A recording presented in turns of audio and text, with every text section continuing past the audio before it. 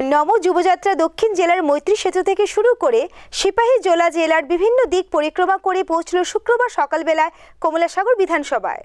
কমলাসাগর বিধানসভার যুবযাত্রাকে স্বাগত জানাতে উপস্থিত ছিলেন কমলাসাগর বিধানসভার বিধায়িকা অন্তরা সরকার দেব, কমলাসাগর মণ্ডল সভাপতি চিত্তরঞ্জন দেবনাথ, যুব মোর্চার সম্পাদক বিকাশ সাহা সহ বিজেপির সকল কার্যকর্তাগণ।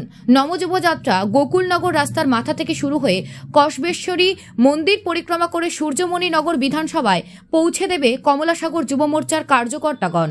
নবযুবযাত্রাকে সফল করার লক্ষ্যে কসবেশ্বরী মায়ের রয়েছে স্বচ্ছ ভারত অভিযান। নবযুবযাত্রাকে রাজকীয়ভাবে ফুল আর নৃত্য অনুষ্ঠানের মধ্যে দিয়ে অভ্যর্থনা জানায় কমলাসাগরের মণ্ডল যুব মোর্চা। কমলাসাগর বিধানসভার বিধায়িকা যুব মোর্চার প্রদেশ সভাপতি ও রাজ্যের মুখ্যমন্ত্রীকে ধন্যবাদ জানিয়ে সংকল্প যাত্রায় অংশগ্রহণ করে ধন্যবাদ জ্ঞাপন করেন।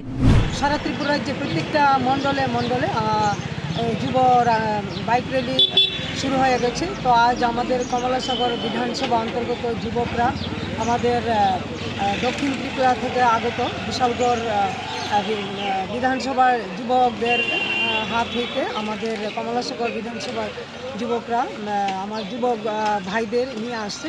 তো এখন আমরাও কমলাসাগর বিধানসভার অন্তর্গত প্রত্যেক মহিলা কার্যকর্তারা আমরা তাদের বরণ করে নেব।